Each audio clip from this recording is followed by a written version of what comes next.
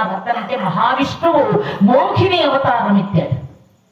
మోహిని అవతారం ఎత్తి ఈ భస్మాసురుడికి దగ్గరికి వచ్చేసి, ఏమయ్యా, ఇంత అందమైనటువంటి అమ్మాయిని నేనున్నాను కదా, నన్ను పెళ్లి చేసుకో అనిందట.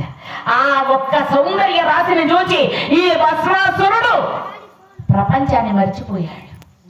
అయితే నేను నిన్ను పెళ్లి చేసుకుంటా. ఏమండి, నన్ను మీరు పెళ్లి చేసుకోవాలంటే మంచి కంఠంతో సంగీతం పాడాలండి. పాడతారా? నేర్చుకుంటారా? నేర్చుకుంటా. ఏది పాడండి? సారే గా మా సారే గా. అబ్బా, వద్దండి, వద్దు. ఏమిటి? ఏమి లేదండి, మీ బ్రహ్మాండమైన కంఠస్వరం విని నాకు కొంచెం ఆనందం ఎక్కువైపోతుంది. ఇది వద్దులేండి, మీరు నాట్యం నేర్చుకోండి అని నాట్యం నేర్పించినట్టే నేర్పించి ముద్రిగా ఆ హస్తం అటు ఇటు తిప్పుతూ ఆ నాట్యం నేర్పిస్తూ ఆ భస్మాసురుని పరిమళపడేసి ఆ చెయ్యి ఆమె నెత్తినే పెట్టుకున్నది. తన చెయ్యి తన నెత్తిన పెట్టుకున్నది. అంటే ఈ ముద్రిక పెట్టండి అని వాడు మర్చిపోయినాడు, వరం మర్చిపోయి వాడేం చేశాడు, ఆ చెయ్యి అటు ఇటు తిప్పి అమ్మాయి చెప్పినట్టుగా తన చెయ్యి తన నెత్తినే పెట్టుకున్నాడు. అదే వాడి యొక్క వరమే. వాడి నెత్తిన పెట్టుకోగానే, వాడి చెయ్యి పెట్టుకోగానే వాడే భస్మం అయిపోయింది. భస్మాసురుడి కథ ఇక్కడ చూడండి. ఒక చిన్న మెలికి చెప్తాను మీకు. ఈ స్టోరీ ఎందుకు చెప్పానంటే, ఆ మోహిని అవతారములు వచ్చిండేది మహావిష్ణువు. కానీ పరమేశ్వరుడు గ్రహించలేకపోయాడు. భస్మాసురుడిని అయితే మట్టు పెట్టి ఏం చేశాడు, తన చెయ్యిని తలెత్తినే పెట్టుకునేటట్టు చేసేసింది మోహిని అవతారం. కానీ ఈ మోహిని రోజు మోహించాడు పరమశివుడు. వచ్చిండేది నారాయణుడు అని గమనించలేక ఆ మోహిని నిజమైన అందమైన అమ్మాయని ఆ మోహిని వెంట పడుతూ ఉంటే, ఆ మోహిని అయ్యా నేను నారాయణుడయ్యా, నేను అమ్మాయిని కాదు అని చెప్పే లోపల పరమేశ్వరుడు ఆ మోహిని చూసి మోహించాడు. పరమేశ్వరుని వీర్యము నేలబడింది. అయితే అటు నారాయణుడు ఇటు పరమేశ్వరుడు. అక్కడ ఒక దర్భంలో ఒక బిడ్డ పుట్టాడు అరణ్యంలో. ఆ పుట్టిండేవాడే అటు అయ్య ఇటు అప్ప, అయ్యప్ప స్వామి జననం జరిగింది. జై లక్ష్మీ రమణ గోవింద. కాబట్టి కార్తీక మాసంలో ఆ మహానుభావుడు అయ్యప్ప స్వామి వారి యొక్క దీక్ష, అయ్యప్ప స్వామి మాలలు ఎంతోగా వేసి చక్కగా ఆ మహానుభావుని స్మరించుకుంటూ ప్రతినిత్యము వీళ్ళ ఖాళీ ఉండదండి. ఈవేళ మా పుట్టినోళ్ళు విడిచినారన్నంత ఆనందంగా పరిగెత్తుకుంటూ వచ్చేసాం మేము. ఈ తబలిస్ట్ గారికి, హార్మోనిస్ట్ గారికి ఇద్దరికి ఖాళీ ఉండదు. అయ్యప్ప స్వామి భజనలు లేదండి, లేదు. ఆయన ప్రోగ్రాం క్యాన్సిల్ చేసి వేరే వాళ్ళకి పంపించి మనకు వచ్చినాడు ఈవేళ. వేరే తబలిస్ట్ అయితే మా ఊర్లో ఒప్పుకోరండి, మా గొడుగుమన్పల్లిలో. కాబట్టి రావాలి. కాబట్టి మీరు తప్పకుండా రావాలంటే నేను మరిచాను. మా అన్నయ్య గారు చెప్పిన తర్వాత నేను తాడేపల్లిగూడెం వెళ్ళాను. అక్కడ ప్రోగ్రామ్ తాడేపల్లిగూడెం నుంచి మళ్ళీ వచ్చాను. మళ్ళీ ఇంకో చోటి ములబాగల ప్రోగ్రామ్కి వెళ్ళాను. మళ్ళీ వచ్చాను, మళ్ళీ ఇంకో చోటికి. ఈ తిరగడంలో ఏమైపోయిందంటే, అదేదో పెద్దవాళ్ళు చెప్తారు సామెత, కుడుగులు అనుకుంటూ వచ్చి చివరిలో వాడు ఏదో మాట్లాడితే ఆ కుడుగులు అడుగులు పడిపోయినాయంట. అట్లా నేను ఈ ప్రోగ్రాం విషయము మరిచిన. మా ఆయన చెప్పినా కానీ తబలిస్ట్ గారికి చెప్పలే. అప్పటికప్పుడు తబలిస్ట్ గారు, అయ్యో నేను రాలేనండి, నాకు వేరే ప్రోగ్రాం అంటే. హరి అన్నయ్య మనకు అక్కడ కట్టేస్తాడా గూడుగు పట్టుకెళ్ళి. కాబట్టి కంపల్సరీగా పోవాల్సిందే అని వాళ్ళ ప్రోగ్రాం వేరే వాళ్ళకి అప్పచెప్పి మనకి ప్రోగ్రాంకి రావడం జరిగింది. నిజంగా ఈ ఇరువురికి కూడా ధన్యవాదాలు. మంచి అద్భుతమైనటువంటి వాయిద్యగోష్ఠి. ఇటు కీబోర్డు, హార్మోనియం రెండు వాయిస్తారు మా భర్త గారు రామకృష్ణ గారు. వారికి ఏమనుకోవద్దండి, పేరు చెప్పేసిన.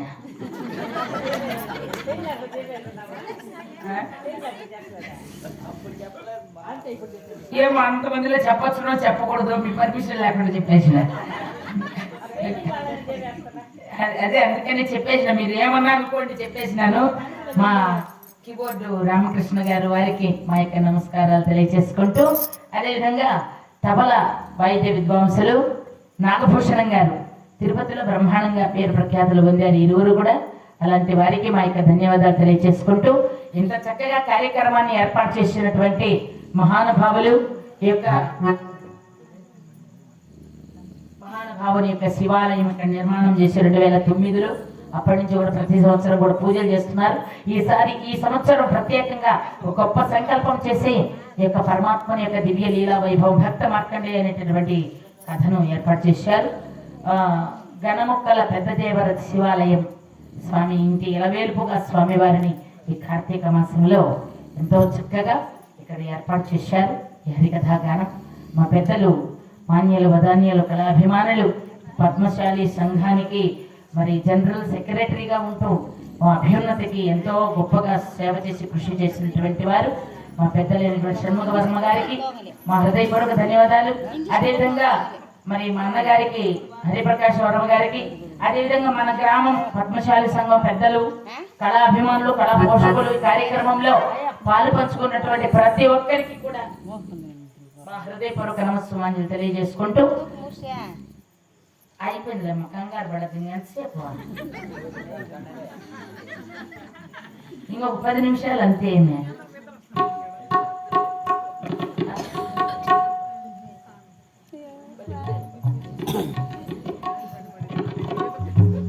సమయంతో వదిలేరు సమయంగా కాబట్టి కథాగణంలో కాలిపడం.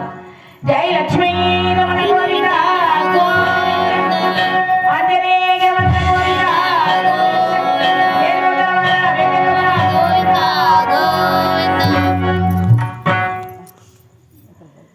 ఒక భక్తుడు పరమేశ్వరుని కోసం తపస్సు చేశాట. ఆయన ఏమడగాలనుకున్నాడండి? స్వామి, ఎప్పుడు నీ పాదము నా నెత్తి మీద ఉండాలి అని అడుగుదాం అనుకున్నట్ట. పరమేశ్వరుడు ప్రత్యక్షమైనాడు. నాయనా నీకేం కావాలరా అన్నాడు. స్వామి, ఎప్పుడు నా పాదము నీ నెత్తి మీద ఉండాలి స్వామి అని అడిగినాడు వాడు.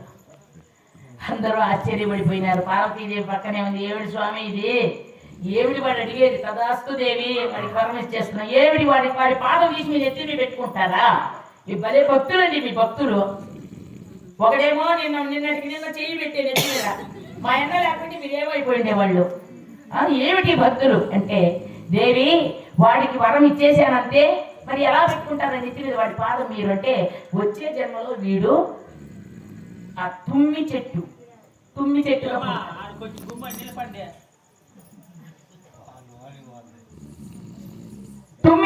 పుడతాడు.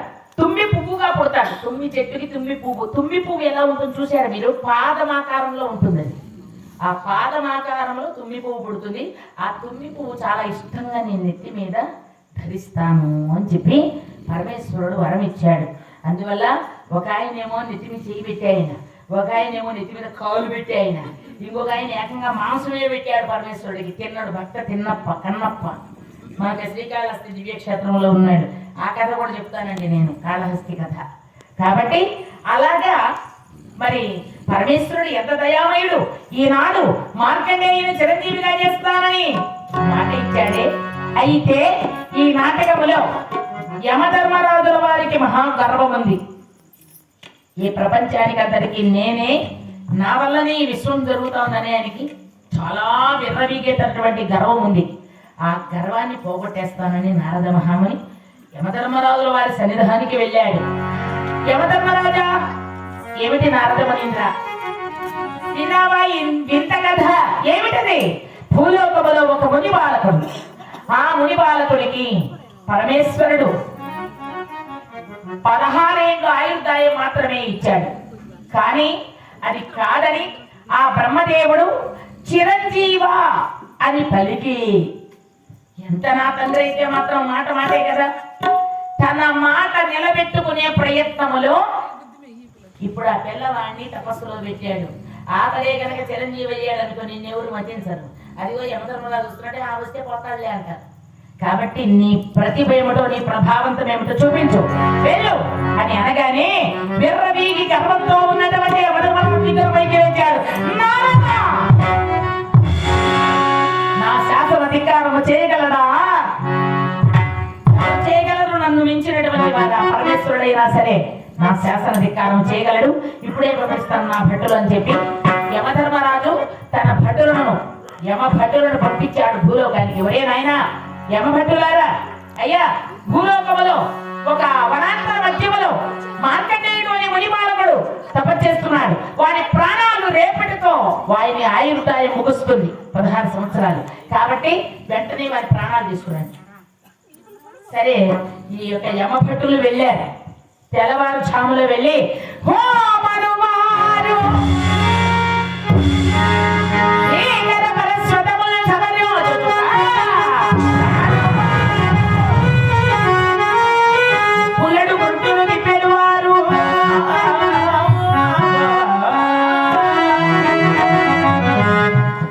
అయ్యా ఈ యమభటులు అక్కడికి వెళ్ళారు.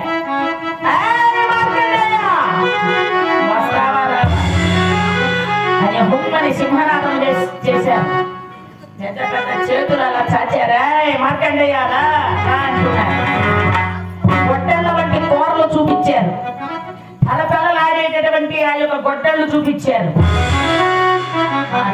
ఆకార చేతులతో నిప్పులు లాంటి కనుగుడ్లు కమలవా తిప్పారు. మార్కండేయుని భయపెట్టాలని చూచారు. కానీ మార్కండేయుడు భయపడలేదు. ఆ శివలింగాన్ని ఆలింగనం చేసుకుని పరమేశ్వర మహానుభావ ఓ దేవదేవ మహాదేవ నిఖిలాశ్రిత శుభదాయ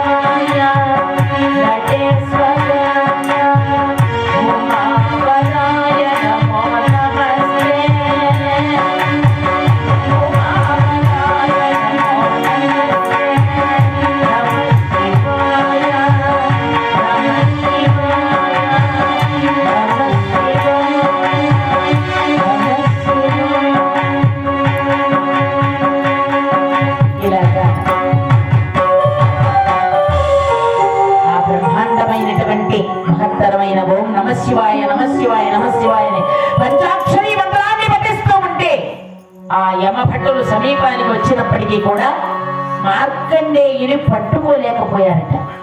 పట్టుకుందామని ప్రయత్నించినప్పుడు భక్కు అగ్గి వెలిగింది.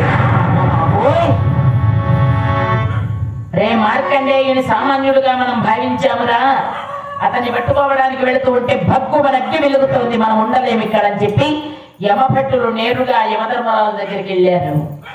ఏరా వచ్చారా? యమభటులు వచ్చామండి. తెచ్చారా మార్కండేయుని ప్రాణాలు? లేదండి, మా ప్రాణాలు అరచేతిలో పెట్టుకొని వచ్చాం. అతన్ని పట్టుకుందామంటే అగ్గి భక్కున వెలుగుతుందండి. మా వల్ల కాదు అంటే యమధర్మరాజు స్వయంగా వచ్చారండి అరణ్యంలోకి. అవునా మార్కండేయ, నా శాసనాధికారమే చేస్తావా? నా మాటే ధిక్కారం చేస్తావా? అవునా కన్నో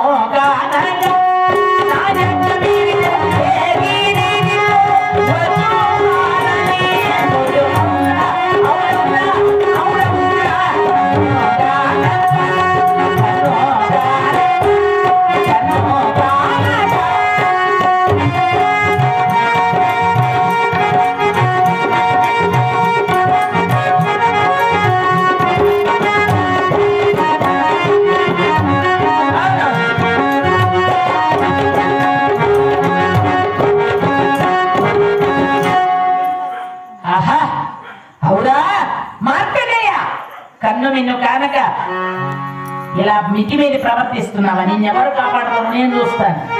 నా భటులను పంపితే వారిని తిరిగి పంపిస్తావా? నీ ఆయుర్దాయం నీటితో ముగిసిపోయింది. ఈ క్షణంలో నీ ప్రాణాలు తీసేస్తాను. ఈ సారథ భవాండ భాండములో నా యొక్క శాసన ధిక్కారం చేయగలిగిన వాడెవరు లేరు. చూస్తావా మార్కండేయ అని చెప్పి ఆ యొక్క యమధర్మరాజు పాశాన్ని తగిలిచ్చాడు. ఆ పాశాన్ని ఇలా విసిరేటప్పటికీ మార్కండేయుడు పట్టుకోలేకపోయింది. అయినా తన బలమంతా ప్రయోగం చేసి ఆ పాశమును వదిలేటప్పటికీ ఆ పాశం వెళ్ళి మార్కండేయుని లాగుతోందట. ఆ నల్ల పాశ బాధకు తట్టుకోలేక శివలింగాన్ని ఆలింగనం చేసుకున్నాడు మార్కండేయుడు. శరణు శరణు నీకు బాల చంద్రభూషణ కరుణజూడు మితి సమయము కాళభీషణ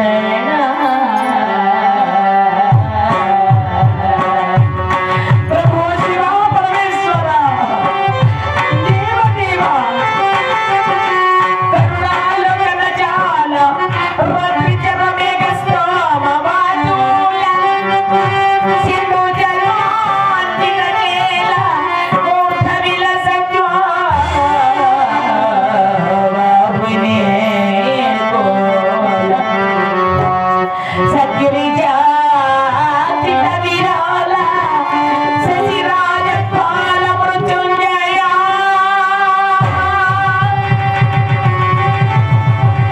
శివ పరమేశ్వర. ఈ యొక్క యమధర్మరాజు తన పాశము తగిలించి గంధానికి బలంగా లాగుతున్నాడు. ఈ బాధ భరించలేను ప్రభు. శివ శివ శివ నీ కాలపాశ విముక్తిని గావించినందు, నీ కృపకు మాత్రమే చేసి నన్ను రక్షించు స్వామి. నీ పదాశ్రితుడు కాలుడు ఏమీ చేయలేని నిరూపించడు కాపాడు స్వామి. ప్రభు శివ శివ శివ రథము పార్వతీశ బలదర్పిత దైత్య వీరాశ కోటి మతాల దివ ప్రకాశ వ్యనాధిప కేశ దయానివేశ శంకర. ఓం నమః శివాయ ఓం నమః శివాయ. పరమేశ్వర, ఈ బాధకు తాళలేకుండా ఉన్నాను స్వామి. నీ దయ రాదా? నన్ను కాపాడ రావా? పరమశివ పరమశివ శివ శివ శివ. అని ఎప్పుడైతే పరమేశ్వరుని ప్రార్థన చేస్తూ పరమేశ్వరుని ఎలుగెత్తి పిలుస్తూ అలా మరి నృతిస్తూ కన్నీటితో శివలింగానికి అభిషేకం చేస్తూ ఉంటే వెనువెంటనే పరమేశ్వరుడు తట్టుకోలేకపోయాడు. తన భక్తుడిని ఏమైనా అంటే పరమాత్ముడు భరించలేదు కదా. వెనువెంటనే భోనభోత్తరాళాలు వృద్ధలైనట్టుగా శివలింగం శివలింగం రెండుగా చీలిపోయిందండి. ఆ శివలింగం నుంచి ఒక్కసారి పరమేశ్వరుడు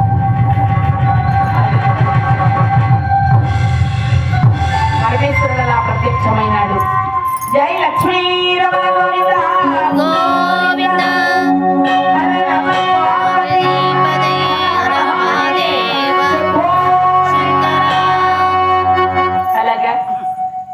పరమేశ్వరుడు ప్రత్యక్షమైనాడు.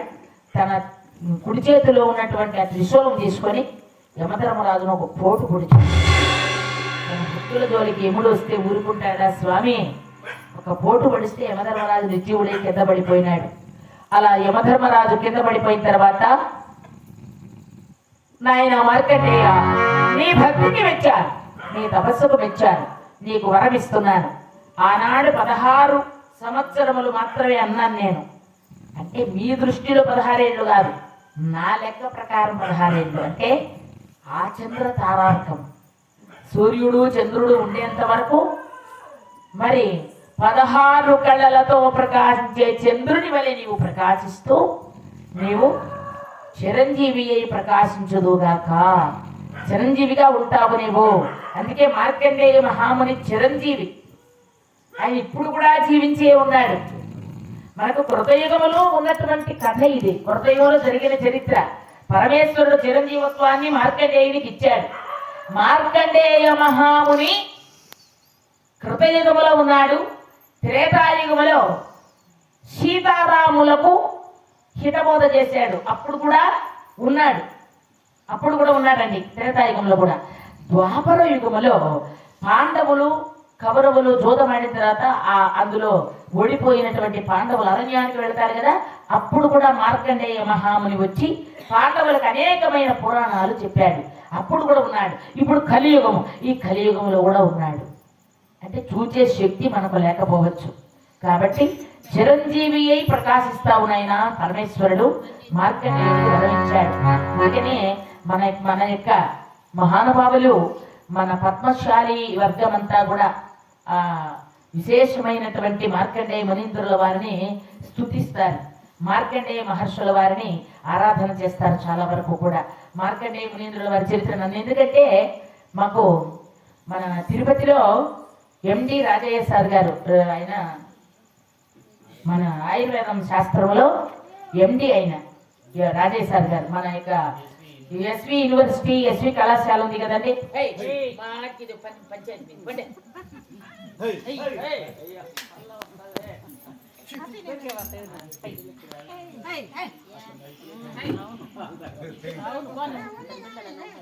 దాని పెట్టలేము తెలుసలేము, మైకులు అనౌన్స్మెంట్ చేసేందుకు పోయేట్టుగా లేదు. అందువల్ల రాజయ్య గారు ఎండి గారు, ఆయన ఆయుర్వేద కళాశాల ఎండి, కళాశాల ప్రిన్సిపాల్, రిటైర్ అయినారు. వారు మంచి పెద్ద వైద్యులు, వారు సైంటిస్టు ఆ యొక్క ఆయుర్వేద శాస్త్రంలో. నేను కూడా మా ఇంటిని పది వారి దగ్గర చూపించుకుంటాం. అటువంటి మహానుభావులు ఆయన అడిగారు, కాశీలో మా యొక్క పద్మశాలి సంఘాలకు ఒక ఇది ఉందండి, అక్కడ ఒక భవనం ఉంది, అనే పద్మశాలి సంఘం ఉంది, అక్కడ మీరు భక్త మార్కండేయ కథ చేయాలి అని వారు నన్ను కోరారు. డాక్టర్ గారు, తప్పకుండా అవకాశం వచ్చినప్పుడు చెప్తాను సార్ మీకు అని చెప్పి. మా పద్మశాలి వాళ్ళందరూ కూడా మార్కండేయ మునీంద్రుల వారిని కొలుస్తారు. ఆయన యొక్క విధానమే మేమందరం కూడా వింటాము, మేము కూడా శివభక్తులు అని చెప్పేసి వారు చెప్పడం జరిగింది.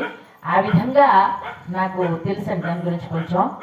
మరి మార్కండేయ మునీంద్రుల వారి చరిత్ర ఎవరైతే వింటారో ఆ మహానుభావుడు అపమృత్యు బాధ నుంచి మృత్యుంజయుడైనాడు, ఆయన చిరంజీవి అయినాడు ఆచంద్రతారాకం. కాబట్టి అలాంటి చిరంజీవి యొక్క కథ ఎవరైతే ఆ భక్త మార్కండేయ చరిత్ర వింటారో వారికి అపమృత్యువు అంటే గండము, అది బండి గండము కావచ్చు, దారి గండము కావచ్చు, మరొక గండము కావచ్చు, గండం అనేది తొలగిపోతుంది, అపమృత్యువు బాధ తొలగిపోతుంది. ఆ యొక్క భక్త మార్కండేయ చరిత్ర అనేటటువంటి కథ. ఇక్కడ దేవతలంతా వచ్చారు, స్వామి పరమేశ్వర ఆ యమధర్మరాజుల వారిని బ్రతికించండి, పొరపాటు అయిపోయింది అయ్యా, నా భక్తుల జోలికి వస్తే నీ ఊరుకుంటానన్నాడు పరమేశ్వరుడు. లే స్వామిని అందించండి. సరే, పరమేశ్వరుడే ఆ యమధర్మరాజును బ్రతికించాడు. యమధర్మరాజు అన్నాడు, నేను బాగానే ఉంటే స్వామి, ఆ కొంటె నారదులు వచ్చి నా కొప్ప తీసే ఉంటాడు, ఆయన ఉండడు. కాబట్టి ఆ నారదులు చెప్పిన మాటలు విని ఇంకొంచెం ఏదో కాస్త కోస్తో అజ్ఞానంతో కాస్త అహంకారంతో ఉంటేనే ఆయన కొంచెం వాద్యం పోసి నాలో ఇంకొంచెం అహంకారం పెంచి చివరికి నీ దగ్గర ఏట్లు తినేట్టుగా చేసినాడు నారదుడు. మన్నించు స్వామి, ఇంకెప్పుడు నీ భక్తుల జోలికి అన్నా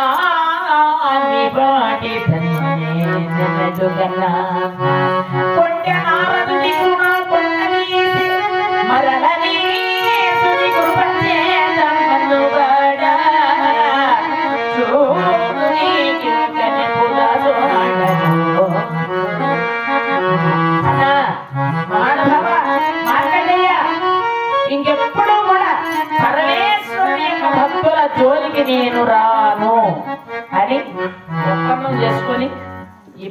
పరమేశ్వరుని దయ వల్ల నేను బతికాను. మార్కండేయ ఆ నారదుని మాటల వల్ల నా కొంప తీసుకున్నాను, మళ్ళీ నీ దయచేత బతికాను పరమేశ్వరుని దయచేత అని చెప్పి యమధర్మరాజు వెళ్ళిపోయాడు. మార్కండేయుని తల్లి తండ్రి కూడా వచ్చి సంతోషపడి పరమేశ్వరునికి ఈ విధంగా మంగళ నీరాజనాలు పలుకుతూ ఉన్నారు. జై లక్ష్మీ రమణ గోవింద గోవింద. శ్రీ గౌరీ శ్రీ గౌరీ శివుని శిరమను శివుని శ్రీ గౌరీ శివుని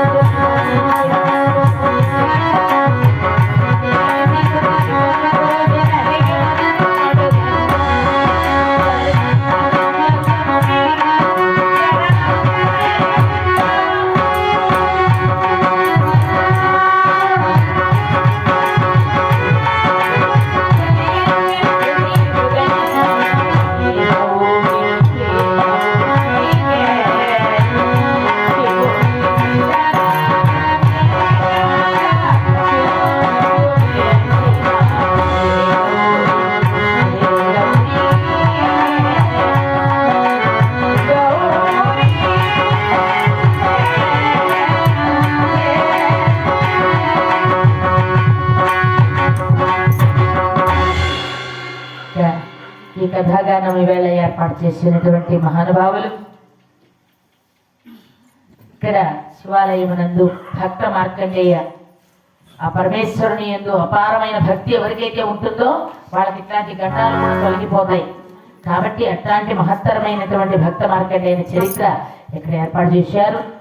గణముక్కల పెద్దదేవర శివాలయము, మరి కులదేవుడుగా ఆ స్వామిని కొలుచుకునేటటువంటి భక్తి వ్యక్తులతో ఇక్కడ ఉన్నటువంటి పెద్దలందరూ కూడా ఈ కార్యక్రమాన్ని ఏర్పాటు చేశారు. అదేవిధంగా మహానుభావులు పెద్దలు ఈ యొక్క గన్నముక్కల పెద్దదేవర శివాలయమునందు భక్తి మార్కండేయుని కార్తీక మాసాన్ని పురస్కరించుకొని ఎంతో వైభవంగా కూడా ఈ యొక్క కార్యక్రమాన్ని ఏర్పాటు చేసిన మమ్మల్ని పిలిపించిన పెద్దలు, మాన్యులు, వదాన్యులు, కళాభిమానులు మా యొక్క షణ్ముఖ వర్మ గారికి మా యొక్క ధన్యవాదాలు, హరిప్రకాష్ వర్మ గారికి ధన్యవాదాలు. మరి మన యొక్క సంఘం వారందరికీ కూడా పెద్దలందరికీ పేరు పేరున ఈ కార్యక్రమాన్ని ఇక్కడ చేస్తున్న మహానుభావులందరికీ కూడా పేరు పేరున పెద్దలకు, చిన్నలకు, అక్కలకు, తల్లులకు అందరికీ కూడా నా ధన్యవాదాలు సమర్పణ చేసుకుంటూ, మరి చక్కని సౌండ్ సిస్టంతో సహకారం అందించినటువంటి వారు సౌండ్ సిస్టమ్ వారికి కూడా ధన్యవాదాలు. అన్నట్టు మర్చిపోయిన వయలినిస్ట్ గారు ముఖేష్ గారు, చూడండి ఆ ధైర్యానికి మెచ్చుకోవచ్చు. మరి మంచి భవిష్యత్తు పరమాత్ముడు ఇవ్వాలి వీళ్ళకని చెప్పి భగవంతుని కోరుకుంటూ, మమ్మల్ని అభిమానంగా చూసినటువంటి మన గుడుమానిపల్లి కళామ తల్లులకు, పెద్దలకు, పిరపెద్ద గారికి, మరి సుబ్బలక్ష్మమ్మ గారికి, మా పెద్దలందరికీ, అదేవిధంగా మా వదిన గారు కోటేశ్వరమ్మ గారికి, ఇంకొక వదిన మన యొక్క ఉషమ్మ గారికి, అదేవిధంగా మన ధనమ్మ మా పెద్దమ్మ గారికి మా యొక్క ధన్యవాదాలు తెలియజేసుకుంటూ, ప్రతి ఒక్కరికి కూడా పేరు పేరున మా యొక్క ధన్యవాదాలు తెలియజేస్తూ ఇద్దరితో కార్యక్రమానికి మంగళ నీరాజనాలు సమర్పణ చేస్తున్నాం.